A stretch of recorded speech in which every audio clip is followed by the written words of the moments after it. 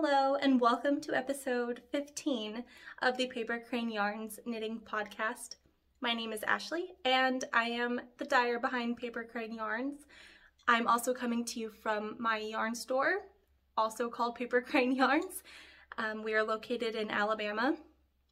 I also make project bags and I work with other small companies, artists, designers, and yarn creators, suppliers to curate beautiful collections for my store. So you can find all of the things that I sell on papercraneyarns.com, as well as you can find me on Instagram as Paper Crane Yarns, and that's about it. That's as far as my reach. So check it out if you would like to take a look at the products that I make and sell, like all of this lovely yarn behind me here.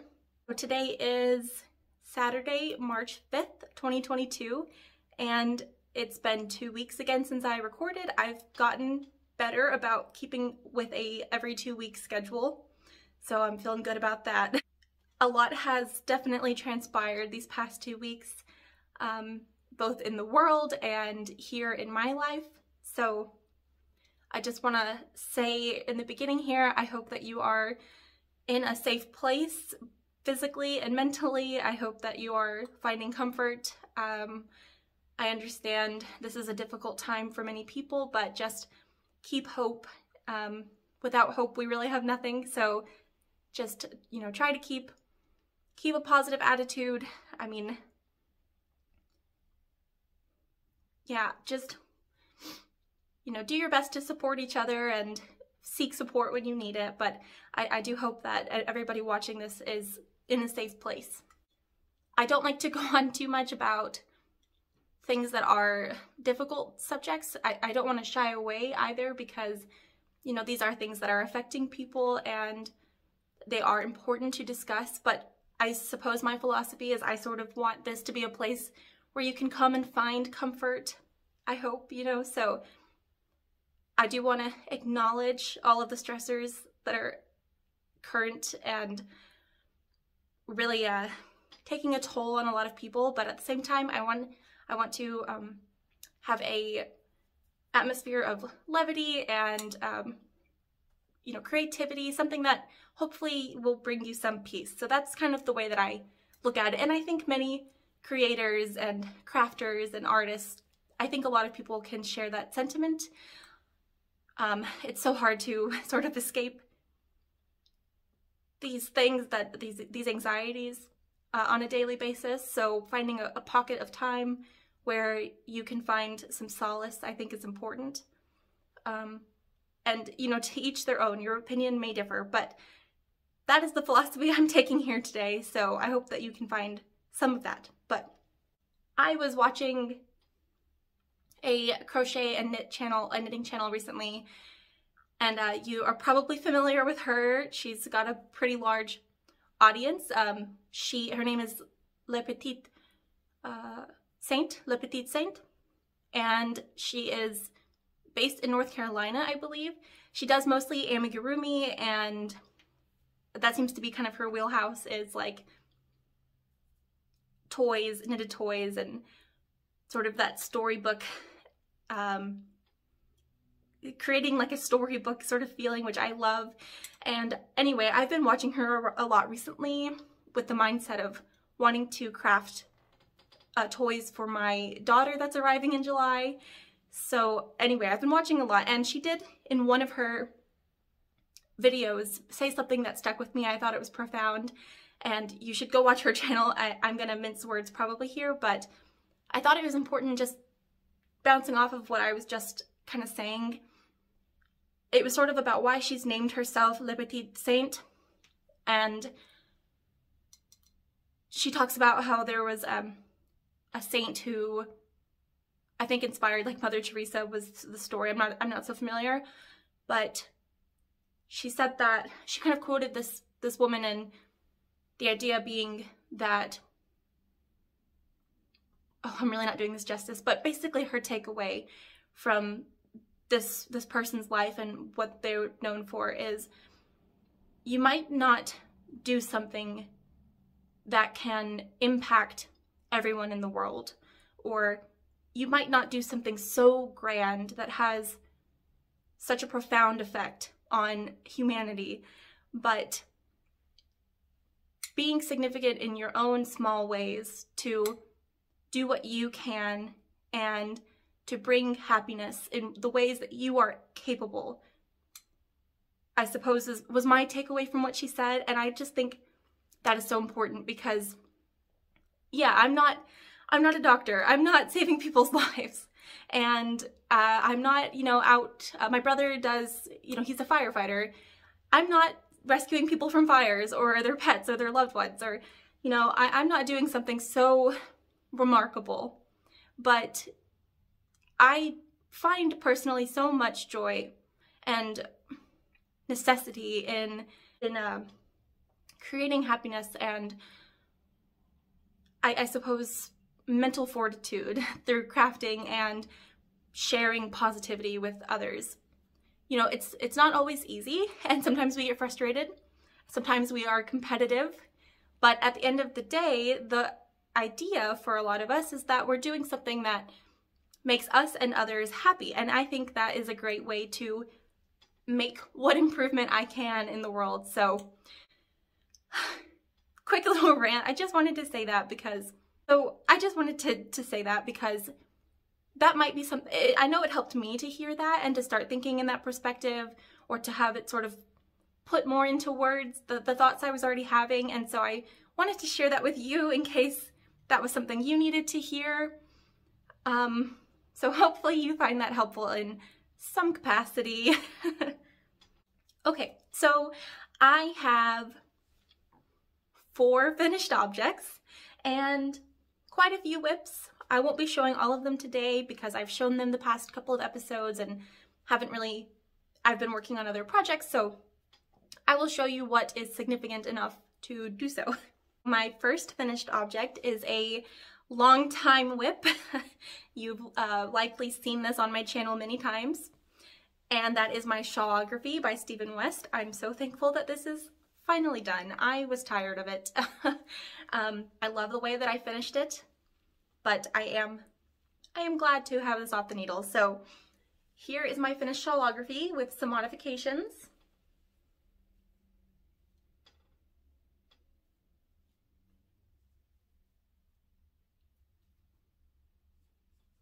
And it has been blocked. I used the lavender eucalyptus to block this, and I didn't measure it before or after, but it certainly did grow just as I expected and was hoping when I blocked it. So I'm really happy with the way that it turned out. And yeah, I think it's beautiful. So Margaret the mannequin has been wearing this shawl this past week since I finished this last weekend. So I have mentioned in episodes I kind of had these grand plans for how I was going to complete my Shawlography. I was one of the people who did not like the original final clue for the mystery knit along that took place in 2021. And I, after doing lots of research, decided I liked Kristen Lair of Woolens Vines, her method for how she finished hers. So that was my plan, and I started it. So this here was all based on her notes of what she did to prepare for the finished edge. But I kind of thought better of it because it involves owning or purchasing another Stephen West shawl pattern, the Smocket shawl, which I did not currently, I don't own that pattern, and I think it's around $7 US. When I really considered it, I didn't think it would necessarily be something I would create just for that pattern. So I thought I would just kind of forgo that plan. It's great if you already have that pattern or if you want to knit the whole shawl, but again, that wasn't in my itinerary anytime soon. So what I did instead is, after I did this ribbing pattern, I completed the shawl with a picot bind off edge. So it still kind of has a similar effect that maybe the Smocket shawl did. The Smocket shawl, of course, would be a lot more exaggerated with, it'd have more length and deeper points, and I believe there's like a fade in there. This is the much more stark contrast of using this colorway to bind it off and create those picot decor. They are like little baubles. If you've not done picot before, this was my first time doing picot, and it was quite simple. I followed Stephen West's YouTube tutorial on how to do a picot bind off, and it worked really well. This took, you know, not too long. I got it done fairly quickly when I put my mind to it, and so that's that. I haven't really worn it yet, but it ended up being a perfect size. So I'm quite happy with it. I think it will look fun. I mean, it's definitely a fun pattern. It's very eye-catching, but I'm sure I'll find ways to make it look elegant too. I mean, I think that the pieces are there, but yeah, so I'll kind of stand up and show you, and I guess you're gonna kind of see my baby bump. At this point, there's no avoiding it. So here is my finished shawl.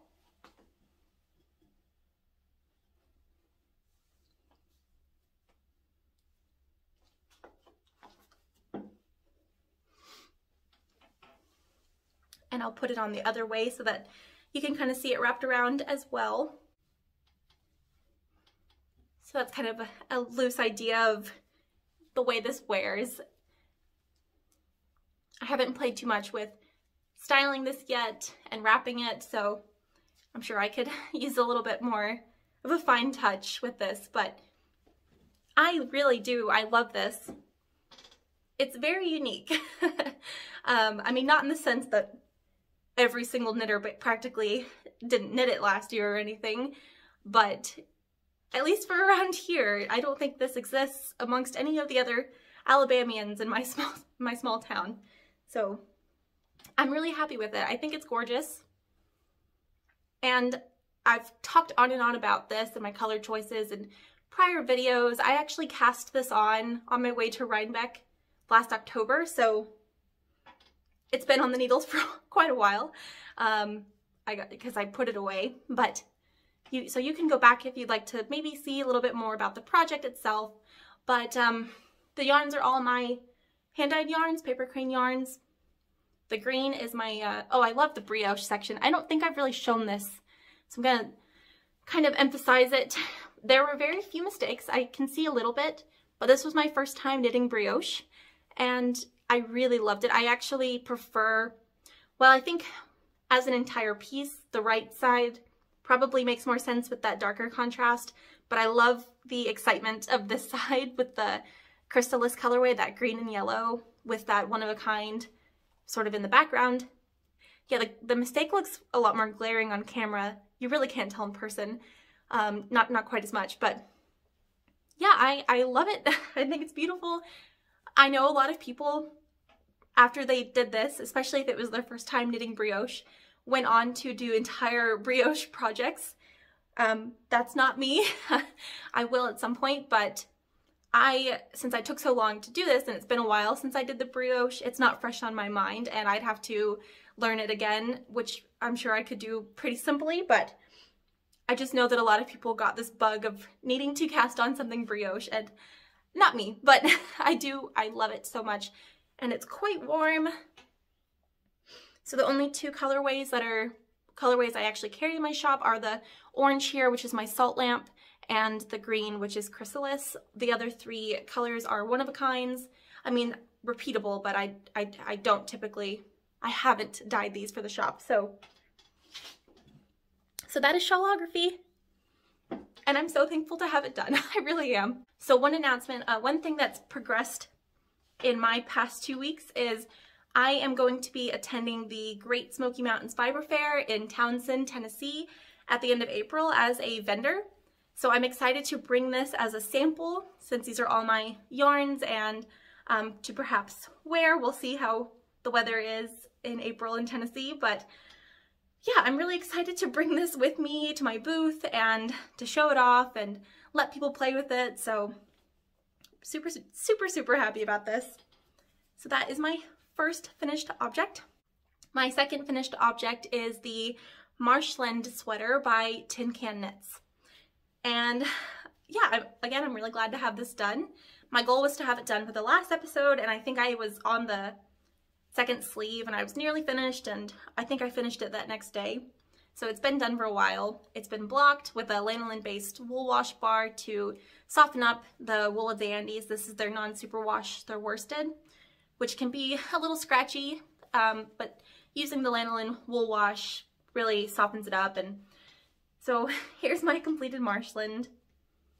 I am really happy with it. I think I will prefer to wear this next winter when I'm not pregnant anymore. It does fit. It's actually a lot longer than I usually make sweaters. So it goes over the baby bump pretty well. The color work, there's really no puckering. I'm really happy with the way that came out, but you know, it can still be, and this will ease up as I wear it, because that's how I've made sweaters with this yarn before, and that's always been my experience. It kind of loosens and softens more the longer you wear it. But there's still, you know, just a little bit of tightness, not negative ease, but a little uncomfortable for when you're pregnant and already can't breathe too well. So I don't know, I may wear this if we have a nice cold day, but we've had 80-degree days basically every day the past week and what looks like the next week. So, but yes, I am very happy. I can't wait to knit one of these for my husband and our daughter. So I used the wool of the Andes, and my colorways, my main colorway, I've been saying that this is black, but I looked again on the website and they do have another yarn that I think is called black, or at least they have some blacker shades than this one.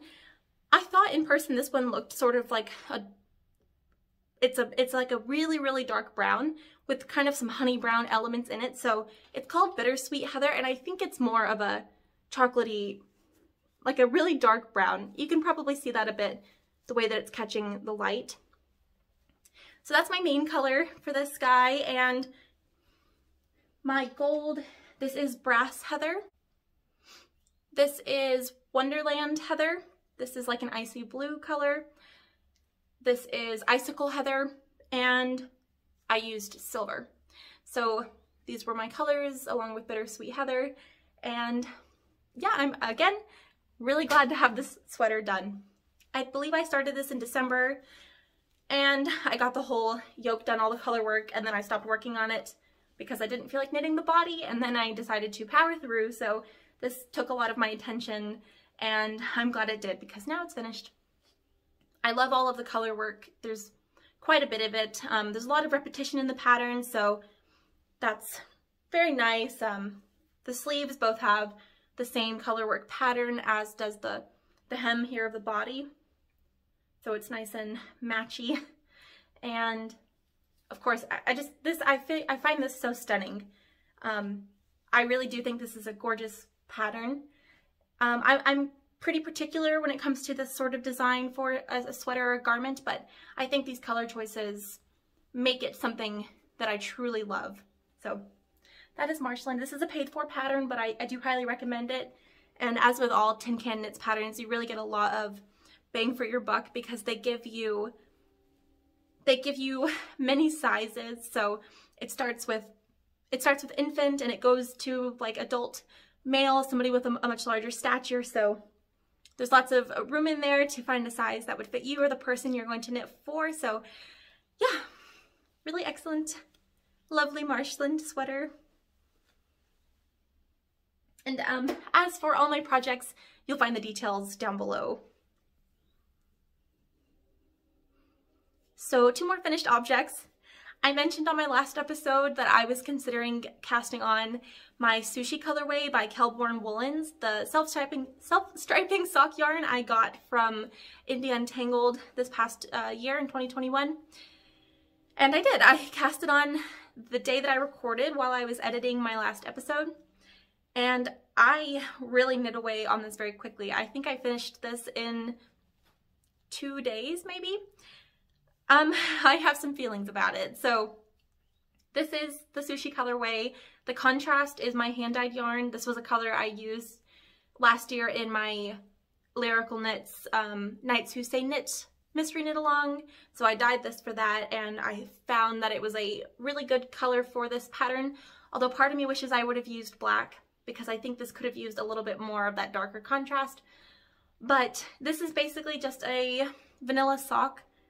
I've got a heel flap and gusset here. That's how I prefer to do my heels, and I don't find that they disrupt self-striping socks. I just started it down after I finished an entire stripe, and of course I picked up for the next stripe after I finished. This is a 90% Targhee, 10% nylon blend, and I don't have it on a blocker because I don't think it makes it look any better. It's actually baggy. So I put on my Instagram story when I was knitting this, because I started from top down. I got to probably about here and realized that this was so wide. I'm doing a 64 stitch count, which I typically do for my socks, although I do often find that that's baggy on the legs. So sometimes I'll do fewer stitches for the leg and then I'll increase for the foot to 64. But in this case, I just went with the 64. I did a 2x2 rib cuff here, and yeah, I asked on Instagram if I should rip this out and cast on fewer stitches or keep going, and it was 50-50. So I kept going, and it does fit. This is probably the longest sock I've ever made. It comes up really high on my calf, but you can probably kind of tell it's a little bit, it just seems like a baggy sock, and it kind of is. So when I have this stretched completely up above my calf, it fits well. The problem is there's just a little bit too much room here around the ankle is the biggest issue. It's not to the point where I'm going to rip this out and do it again. That's not necessary, but I'm thinking maybe because it is a different wool blend, even though it's a fingering weight, because it's a different wool blend than I typically knit socks with, my gauge was probably a bit looser, or it may even knit. I was already using a 9-inch 2.25 millimeter needle, so I'm not quite sure what I could have done too differently other than cast on fewer stitches. I probably should have, but I'm not too concerned. So I measured it out, and I still have about 60 grams, I think, of the main colorway. So I've got plenty to make another very long sock. And this is my contrast. So yep, these are fun to knit. I do enjoy, you know, as each stripe comes about, it's always intriguing and fun. So now I just need to knit the other one. I will do that soon.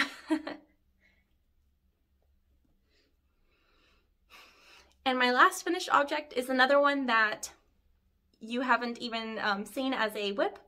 I cast this on since last recording, and I finished it again in probably a day or two. Oh, I did. I was very excited to knit this project. This is the Baby Bear Balaclava by Knitting for Olive, and I used the Knitting for Olive yarns. I showed these in my last episode. These are both the powder colorway. This is their Merino, and this is the Silk Mohair. And as you can see, I have a good bit of both left. I need to measure, but I think I actually have like half of each left. This is originally a 50 gram skein, and this is probably 25 grams. So I can probably go ahead and knit. Knitting for Olive also has a baby bear bonnet. I think they might call it the Bearly bonnet. So I think I have enough of this to knit that as well. And it's very similar to what I'm going to show you, but it doesn't go down over the neck, of course. It's more of like the ear flap with the little bear ears at the top. So I was using my project bag that I've made and I sell in my shop. This is one of the Paper Crane Yarns bags. And this is my adorable baby bear balaclava. So this is a modified version of there's two options for the pattern. There's either the one with the neck warmer, the extended neck warmer, or you can just do the ribbed neck. And I wanted to do the extended neck warmer, but at some point it was either a user error or the pattern got a little confusing with the short rows, or more specifically for placing your markers here when you get down to the neck warmer.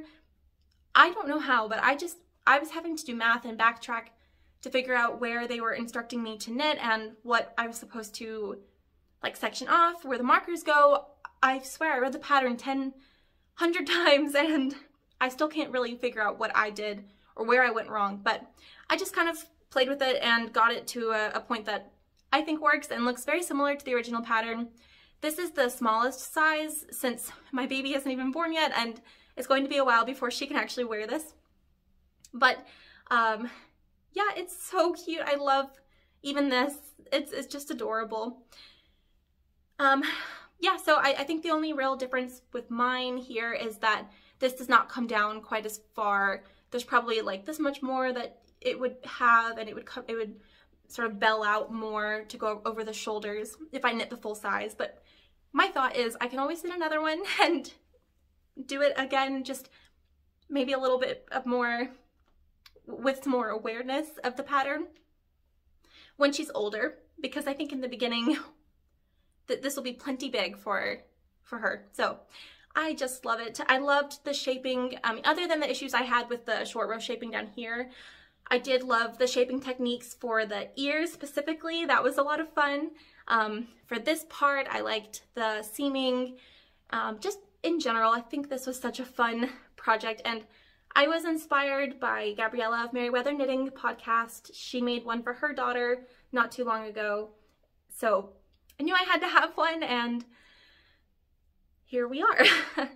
So the pattern has you knit the face opening here with just 2 strands of the merino to avoid having the fuzzy fibers right there next to their face. I'm still a little bit worried that that might be a problem because it really isn't that far away, so I'm going to be mindful, and when she's wearing it, if it gives her problems, again, just maybe wait till she's older to have her wear it, but we'll see. And so then you hold the merino and the silk mohair double, so it has this beautiful fuzzy look, and it really does look like a little bear. She's gonna be so cute in this. So I'm very, very excited about this. I did see in some of the project notes that people modified it to make an adult version, and I wouldn't actually wear this, but I did think that was rather cute. So those are my finished objects, and now I have quite a few works in progress to show you. Again, I don't really want to show you anything I haven't made too much progress on, but I do have some brand new whips and some others that I have progressed on, so let's jump into that. I did get some work. I probably should have put in a progress keeper to know how much, but some work on my Aurealis by Jennifer Steingass. We host a weekly knit night here at my yarn store, and it's so much fun. I love all of the ladies who come. Some come every Thursday. We had some new people this last time, and it was really, really fun. So I used this as my project this past Thursday because we were having a great conversation, and I didn't want to lose my place in anything complicated. So right now I'm just on the stockinette for the body, but I do think I made quite a good bit of progress. I'm not in a huge hurry to get this done since being pregnant, I probably won't be able to wear it, and it's also getting warm very quickly here. But I am so happy with this. The yarn is the Kelbourne Woolens Scout, which is a yarn that I carry in my shop. You can get it on my website. I'm using this gray colorway and this mulberry heather, and neither of these colors I currently have, but I've got lots of other colors you could choose from for a pairing, and this is a DK weight yarn. So this sweater does go pretty quickly. I think I knit this back a while ago. I tend to knit, if I'm doing a color work at this point, I find that I knit all of the color work and then I stop working on the project altogether. Although this took me 0 time. I got this done in maybe 2 afternoons, this whole section, and then I called it a day, I guess. So I'll need to pick this back up and get it done. So that is Aurealis by Jennifer Steingass. Okay, this shawl I've been showing for months and months and months. I'm getting sick of it. But it is almost done, and I think I would have had it finished, but I could not find the yarn, which is the next stripe, the next colorway I have to transition to. I couldn't find this anywhere, so I put the project down because I finished the stripe I was on and needed to move on, but again, I couldn't, so I'm glad to have found this morning. Now I can pick this back up. It is the Spring Sampler Shawl by Nordic Yarn Imports, and the yarn is the Sandnes Garn Tynn line, which is a bamboo, cotton, and linen yarn, I believe. I'm using 5 different colorways. It's just really huge. It's not much to look at this point. Yeah, I want to get this done. It's going to be great for the warmer weather, because of the fiber content. So it's very breathable and super lightweight, and it's actually kind of cooling me off putting it on right now. So it seems like it's retaining the coolness of the room better than my body is right now. So I just finished this blush colorway. I will say the pattern tells you that you're going to use basically all of the 5 balls of yarn that you buy, and that's all you have to buy is one ball of each colorway, because the idea is as you're increasing and then decreasing, you're using the same amount of each colorway at different sections. But I have found that with all of my decrease sections, I have actually run out of the yarn. So while I should have 50 total stripes or rows and 20, which would be 25 garter ridges, I'm only getting to between 20 to 23 garter ridges per stripe. So I am losing a little bit of length. So I'm kind of just playing with it and doing some random decreases here and there, because I'm worried it might not be decreased enough by the time I get to the end. And if that's the case, I'm not too worried about it. It's such a long shawl, I can really just tuck that end in if I needed to.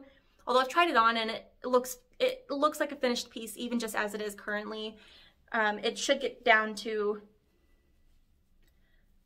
it's like miles and miles of this shawl. It should get down to this, and I don't anticipate that it will. So again, I'm not too worried about it. Just going to be glad to have this done. This is like the definition of a schlinket, except for the shape. It's really huge. I can wrap my whole body in it. So that is my spring sampler shawl. My next work in progress is perhaps my most exciting. This is the current mystery knit along by Lyrical Knits, Marianarella. This is her As You Wish KAL, or MKAL, and it's based on The Princess Bride. So I mentioned earlier, she did one last year that was based on Monty Python and the Holy Grail. It's called The Knights Who Say Knit, which is so funny. And this one is based on The Princess Bride. So the pattern is hilarious. When you read through, each section is a reference to a portion of the film, and it's written so well. It's really, really funny. The only thing that I'm disappointed with is the idea is kind of that when you cast on, you watch The Princess Bride, and I cast on the Tuesday that it came out, so that was 2 weeks ago now. We're only up to 2 clues, and I'm desperately awaiting the third this coming Tuesday, because I keep finishing each clue in like 2 days, and then I have to sit there and I don't have a shawl to knit on. But anyway, the idea is that you kind of cast on while I almost said cast on the movie. You cast on while watching the movie, and I didn't have The Princess Bride here at my shop, so I substituted it for Labyrinth. So in the back of my mind, I keep associating this shawl with Labyrinth, and that's not what she intended, but it works for me. So okay, so all that said, with this being a mystery knit along, if you don't want to see this, just skip ahead a few minutes so that you don't spoil it for yourself, because I am done with the first 2 clues, so I'm current with the whole pattern. And if you don't care, then just keep watching. So my colorways are all my hand-dyed yarns once again, and let's see, so there's 4 different colors.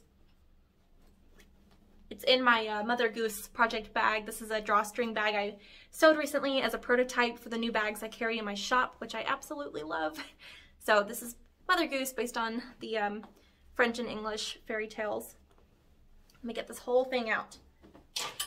So for my C1, my color 1, I'm using the Paper Crane Yarns Midnight Ball colorway.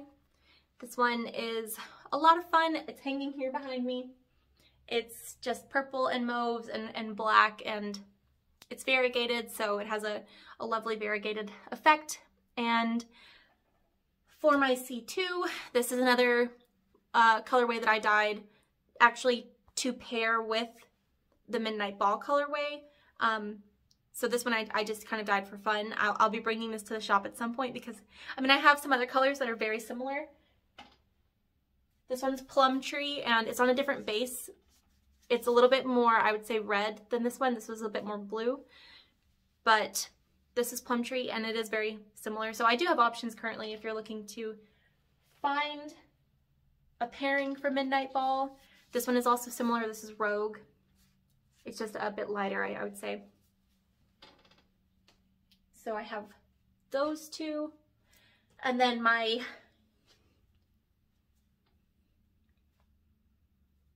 trying to remember which is my C3 and which is my C4, but one of these is C3 and one of these is C4, and I'll reorient myself with that when I am knitting again next week. But again, my hand-dyed yarns, these are also just one-of-a-kinds that I dyed at some point. I have a lovely silver, and this is a peachy, pinky blush sort of shade. So the idea is that your C3 and C4 should contrast, and your C1 and C2 should contrast because of the color work that she implements in the design. And yeah, I mean, this is such a very similar palette that there's not a lot of, it's not a very high contrast palette across the board. So the shawl is coming out, I mean, I could see the shawl having a greater contrast than it does, but I'm really happy actually with the way that it's knitting, so I shall show you.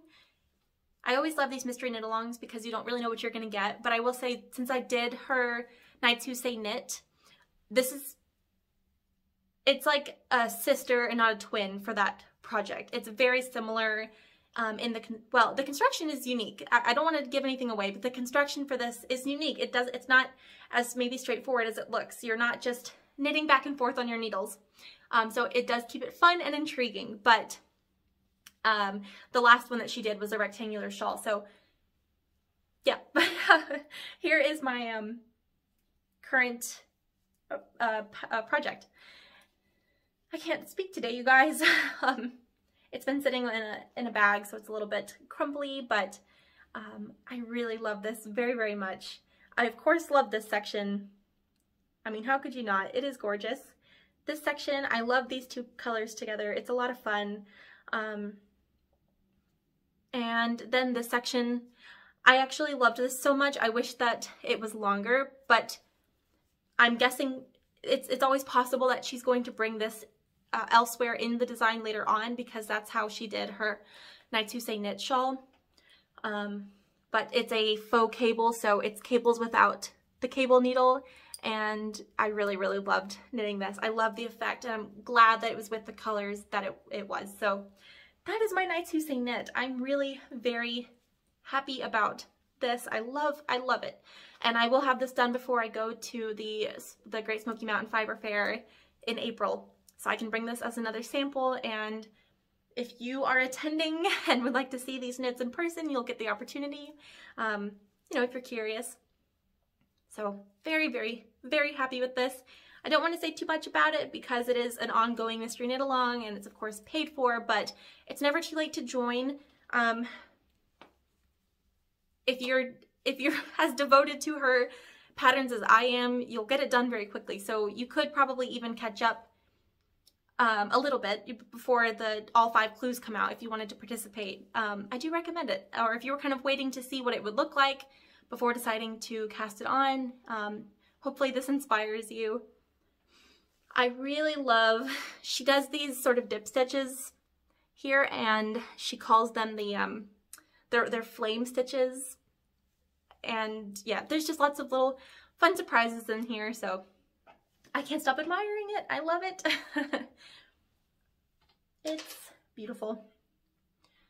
Okay, I'm making a mess in my store, which opens in 6 minutes, so I'm trying to speed things up here because I have a student coming.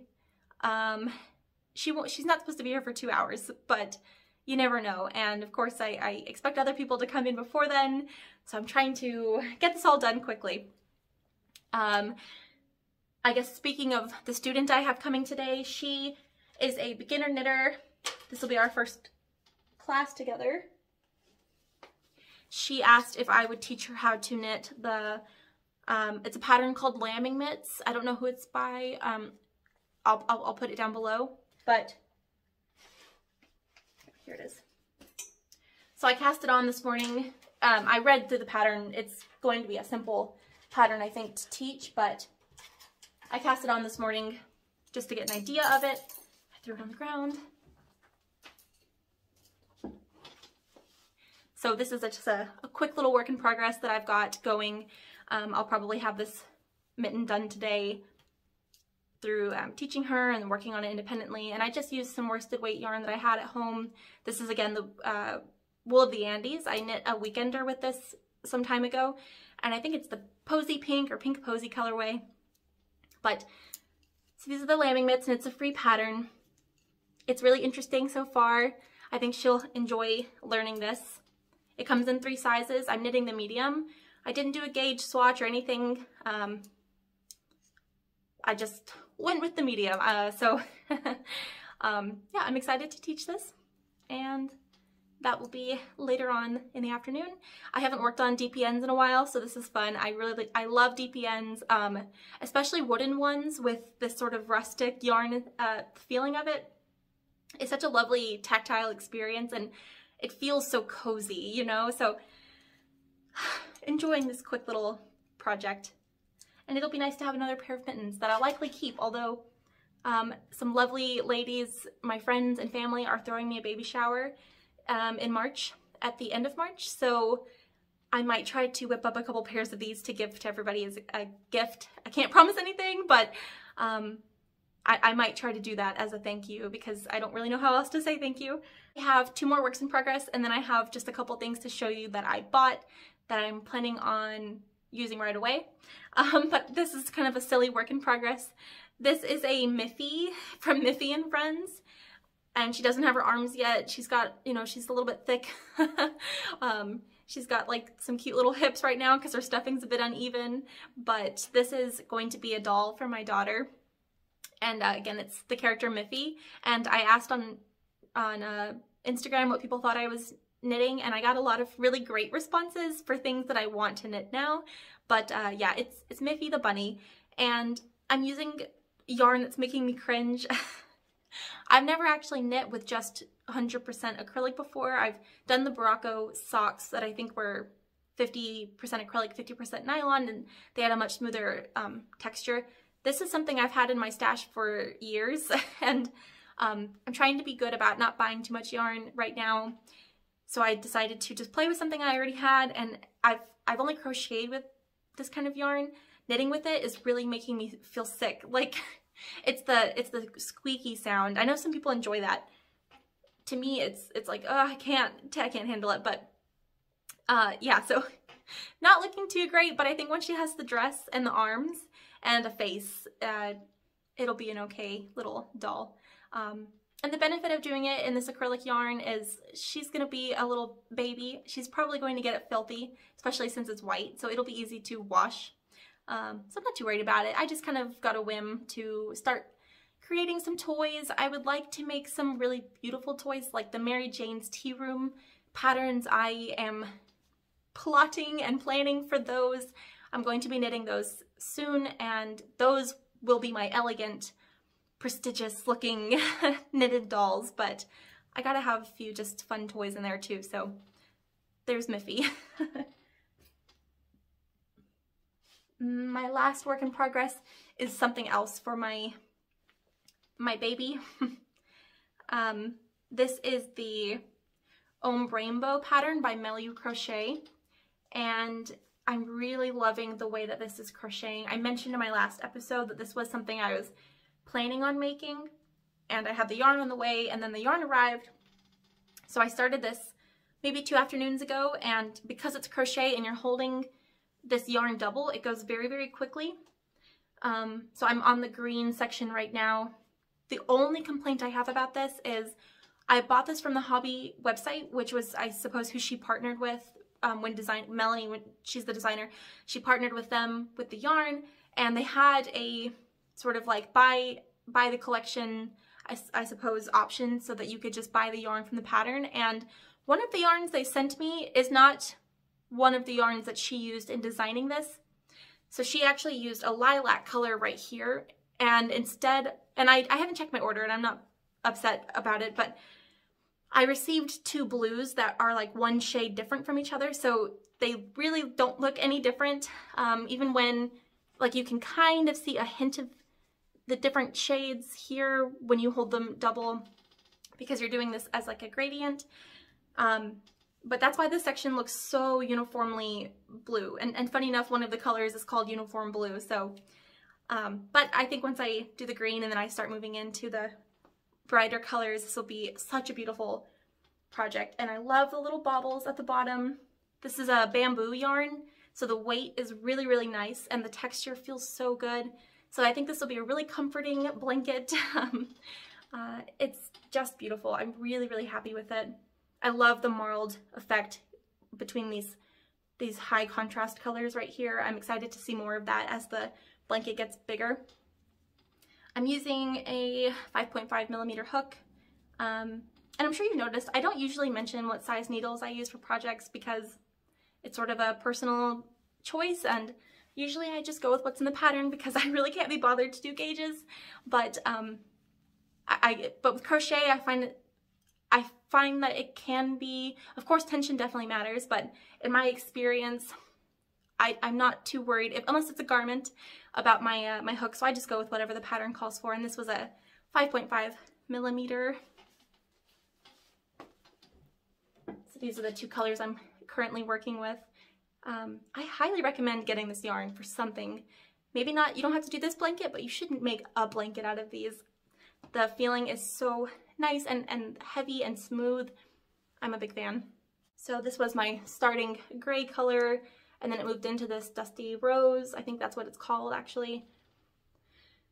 And then I've got this sort of lighter blue, and then the uniform blue I just showed you, as well as the dusty pine, which is the green.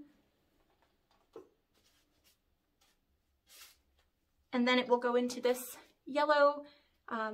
Yeah, I'm excited for bringing this in. I think it's going to provide so much contrast, and it's going to look incredible. And then you've got this this orange shade.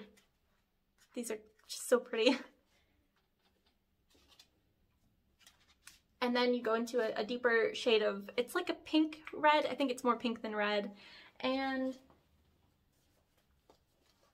then you finish with this almond color. So I don't really have that much more to go. I will definitely have this done by the next time I record. So that is my Home Rainbow blanket, and now I'll quickly show you the things that I just purchased. The one I'm the most excited for is some yarn I got for Gabriella of Merryweather Knitting podcast.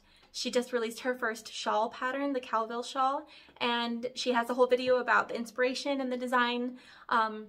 I love the story that she created and what inspired her to create this pattern. But I also just absolutely adore this pattern, so I went ahead and ordered my yarn, and I'm going to cast it on probably this coming week. We'll see. I would like to maybe make a whole special project vlog for this particular project because I think it is a really special project, and now that spring is kind of coming, my garden is starting to pick up with life, and there's lots of birds, and I think it might be fun to do a project vlog, but we will see. So I got the Juniper Moon Farm Harriet yarn, which is what she uses for her design. I did do lots and lots of research considering getting another alpaca before I purchased this, but I'm so glad that I ended up going with this because the feeling of it is indescribable. It is 100% extra fine baby alpaca, and it's so smooth, so soft, and truly one of the most luxurious yarns I've ever felt. So I can see why she used this for her design, and I'm glad that I get to kind of keep up that, I get to go with the same yarn. This is so special. This colorway is they put a sticker over the colorway, but I think it might be Heathered Orange. This will be a beautiful color to wear in the fall. The color says 1015. I do think it's called Heathered Orange, but it is a very orange color, and she talks about part of her inspiration being like apple picking, and to me this kind of screams like, wear me to an orchard. So yeah, I'm so happy. I wish I could let you feel it through the screen. It feels incredible. Super excited for this project. I already put my tripod away, but I wanted to squeeze in this little video, and I feel like I've been doing this a lot recently, but I had one more thing to show that I purchased that I'm very excited about, and that is this jelly roll for a quilt that I will be quilting here shortly. It is the Adventureland Quilt by Susie Quilts. I almost said Susie Knits. Susie Quilts. And it is this pastel rainbow jelly roll by Connecting Threads. I can't wait to make this quilt pattern. I'm going to make the throw size, so super, super excited. And then the last thing I bought, and then I'm on a very strict budget going forward for a while. I don't need to spend money on myself for a long time. I have been investing so much money in my business, and then, you know, we have a baby on the way, plus we're traveling and in April for the fiber fair, and like I mentioned, spring is almost here and we are really into gardening, so I also want to be able to allocate some of the fun part of our budget for the garden, and so I need to stop with so much yarn and whatnot. But I did also get two things from Forest Charm. She had an update recently. That's Maria Woolen Forest Knits. I do love her stitch markers and progress keepers, so I got a couple from her last update, and they're really, really lovely. I don't know what they're named, but I have seen her do this one before. I don't know if she's done this one before. I probably don't pay close enough attention to be able to tell you, but I have seen this one before. So yeah, they are really gorgeous. Definitely pieces of art. I have one other charm from her, and it's the little crow, I think, with an amethyst. And yeah, I'm very excited for these. So I guess that about wraps it up. I only have looks like 4 minutes left on my recording time anyway that I can have, and I need to get this door set up. Actually, I'm pretty sure my door should be open by now, so thank you for coming in. I tried to keep this one quick, but you know how I am and I ramble, but thank you so much for coming, and please, if you would subscribe, I would so appreciate that. It would help to grow my channel and my business, and yeah, so if you like this video, please like it, and I always love when you guys leave me comments. I respond to all my comments, so please leave a comment. And I'm thinking when we get to, and we're kind of still far away, but when we get to 500 subscribers, I'll definitely be doing a giveaway, so let's go ahead and get there. So yeah, thank you so much for stopping in and watching, and I hope that you enjoyed it.